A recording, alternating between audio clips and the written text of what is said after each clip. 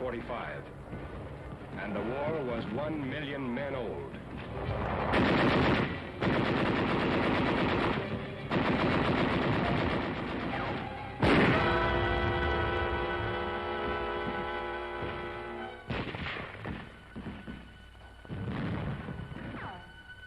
Hang on, kid.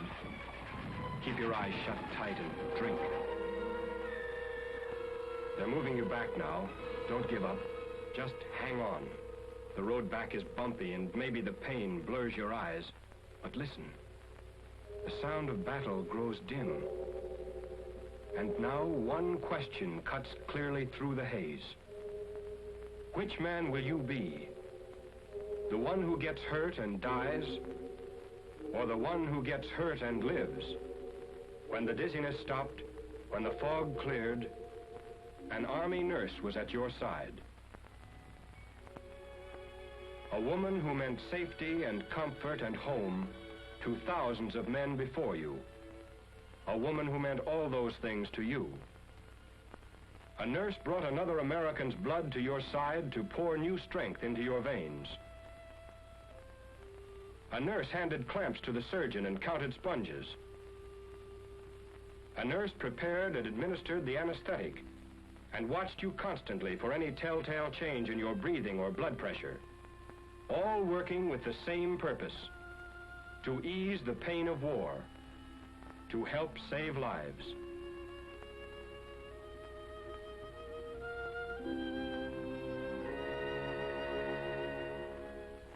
The preparation for the moment that would bring the Army nurse to your side began months before back home in the United States.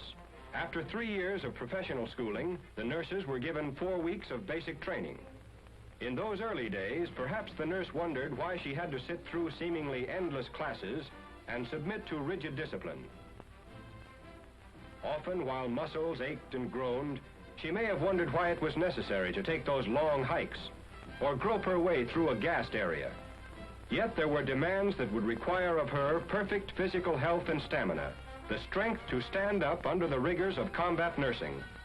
4 weeks of basic training finished, the Army nurse was ready to serve wherever the Army needed her most. She might have found herself stationed in a general hospital right here at home, or perhaps assigned to a mobile hospital unit overseas. After she arrived, she may have helped to build the very hospital in which she worked. For the field hospital or the evacuation hospital, like a circus, had to be able to pack up and move on at a moment's notice. Its primary function was to offer immediate surgical treatment to the wounded, and that meant following ever-changing battle lines. Everyone pitched in when a mobile hospital went up: enlisted men, doctors, and nurses. Just one small instance where basic training paid off. Those muscles, toughened and hardened during the 4 weeks of basic back home, were equal to the job. In the field, the Army nurse lived roughly and worked gently. There was no glamour, and her life was far from spectacular. She slept under hastily pitched canvas, on a GI cot, under GI blankets. She trained her mind to act as an alarm clock, because time was important. A wasted moment might have meant a wasted life. She lived a life completely stripped of luxuries, and yet she asked for no more luxury than a patient's smile when his pain was eased. She ate regular GI rations the same as the rest of the Army, and often at irregular times. The hours were long and the demands never-ending, and as a result, the nurse learned to make use of every moment of her off-duty time. She might not have chosen a GI helmet to wear to her kid sister's wedding, but it made up for its lack of style by its versatility. It was a beauty parlor, laundry, cooking pot, wash basin, all rolled up into one. A little community in size 7. She spent some of her time writing letters. Not the having a wonderful time, wish you were here kind, but letters filled with all the drama of her days, with stories of the courage and spirit of the men over whom she watched. A few moments could always be found for prayer. others for lounging about talking of home. She may have longed to wear the evening dress sent from home, but probably only had the chance to talk about it. Usually she wore olive drab or battle gray. Her uniform at all times was her badge of service. But however she spent her off-duty time, she was always eager to return to the hospital where the wounded were fighting for their lives. For first and foremost, and at all times, she was a nurse, offering professional and skilled care to the sick and wounded. A nurse first, a woman second, and an officer third might well serve as the slogan for every member of the Nurses Corps. Complete recovery of the patient in war or peace depends not only upon the use of drugs, but on the skill with which they are administered and the care that follows. The nurse must be capable of recognizing at once any symptoms in her patients which demand immediate treatment. Because if serious consequences are to be avoided, medical treatment must be on hand the moment any symptoms appear. Professionally skilled and capable, in her there is the tenderness of all women, of mother and sister and friend. Her voice and touch lend encouragement, instill hope. It's the surgeon who saves a man's life. It's the nurse whose tender care helps him to live.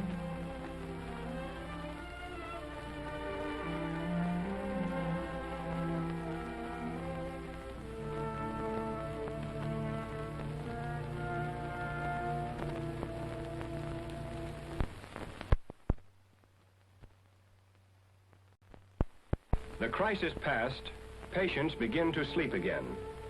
The pain is just a bad memory. The field hospital, a stopover to give them immediate surgical treatment as soon as possible after they were wounded, had done its job.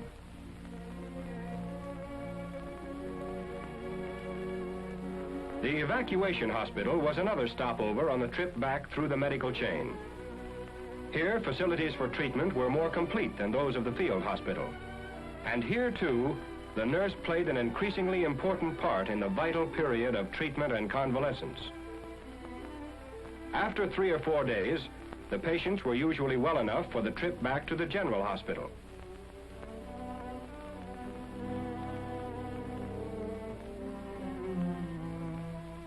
Trains waited for them, hospital wards on wheels.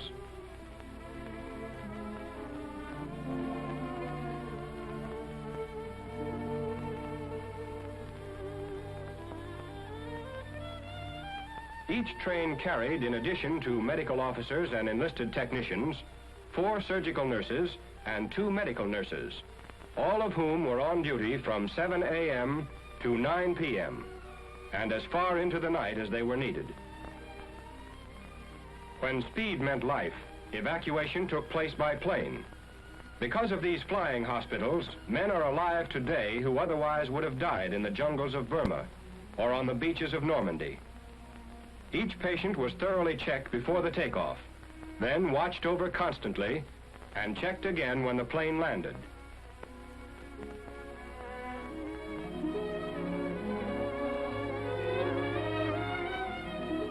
While in the air, the flight nurse was in complete charge, ready to handle every emergency and doing everything a doctor would have to do, except operate.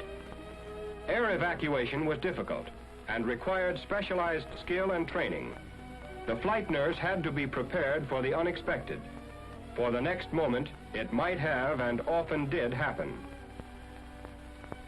At the General Hospital in the theater of operation, other skilled teams of surgeons and nurses stood ready to take over where the frontline hospitals left off. Whether a hospital is under canvas out in the field or in a solid structure in a city, its routine, like the nurse's routine, doesn't vary, and its principal aim remains fixed: to offer the best possible medical care to the sick and wounded. Nurses sterilized the operating equipment, the surgical gowns and gloves, prepared drugs, laid out the instruments which the doctor needed for his next operation, and kept accurate records of each patient's history and progress. While in a civilian hospital, the ratio is usually 1 nurse to every 3 beds. In an Army hospital, it is always many times that number. To help lift the burden from the nurse's shoulders, enlisted technicians trained in special schools are assigned to work under her direct supervision. One of her biggest jobs is to teach these technicians both in the classroom and in the hospital wards.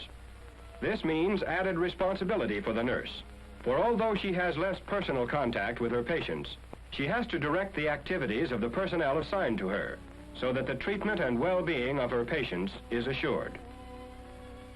Relaxation and entertainment are an important part of medical treatment.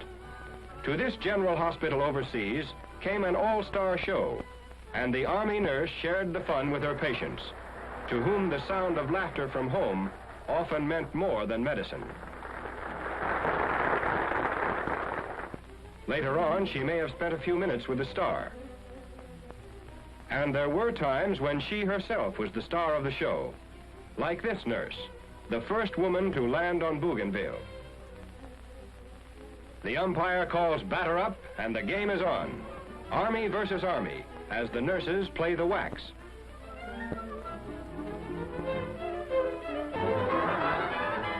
This infield will never play in the polo grounds, but one of their patients might.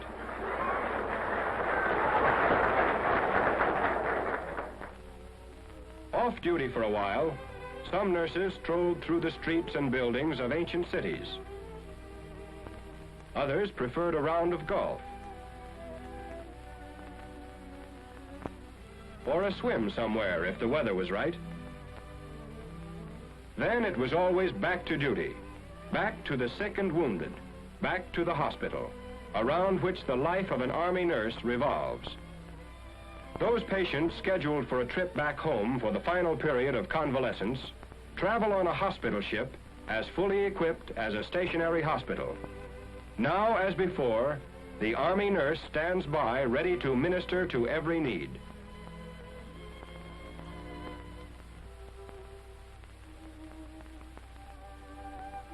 Next stop, a debarkation hospital.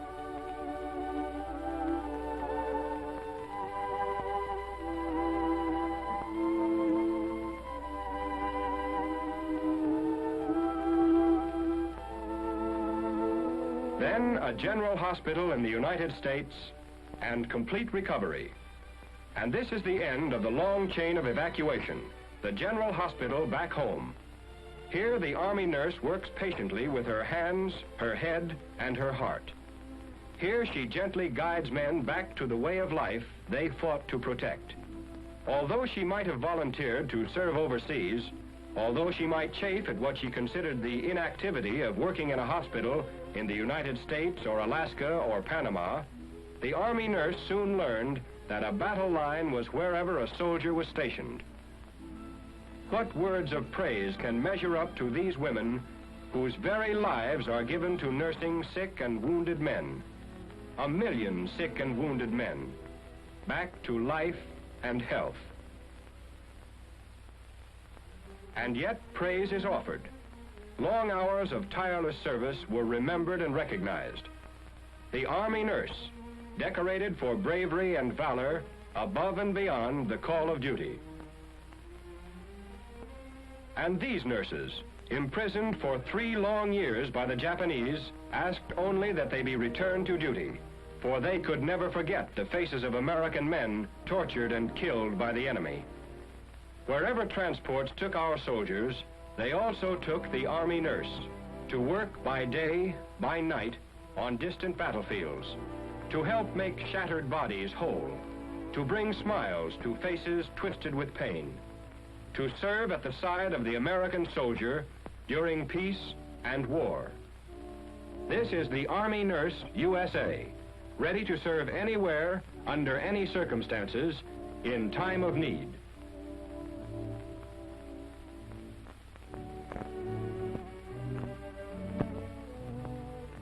During the past 4 years, 57,000 graduate registered nurses have served with the medical department of the Army. For us, the war is not yet over. Many nurses are still being sent to overseas theaters to care for American soldiers. These are replacements for nurses who served overseas during the war. And the war is not yet over for many of our patients. More than 300,000 patients are in Army hospitals throughout this country, many of whom will be forced to remain there for a long time to come. These men are not asking for much. They have never asked for much. They are the most wonderful patients in the world. But the war has cost them much more than any of us have been asked to give. Army nurses seldom ask for much either. But today, they are asking you to buy a bond.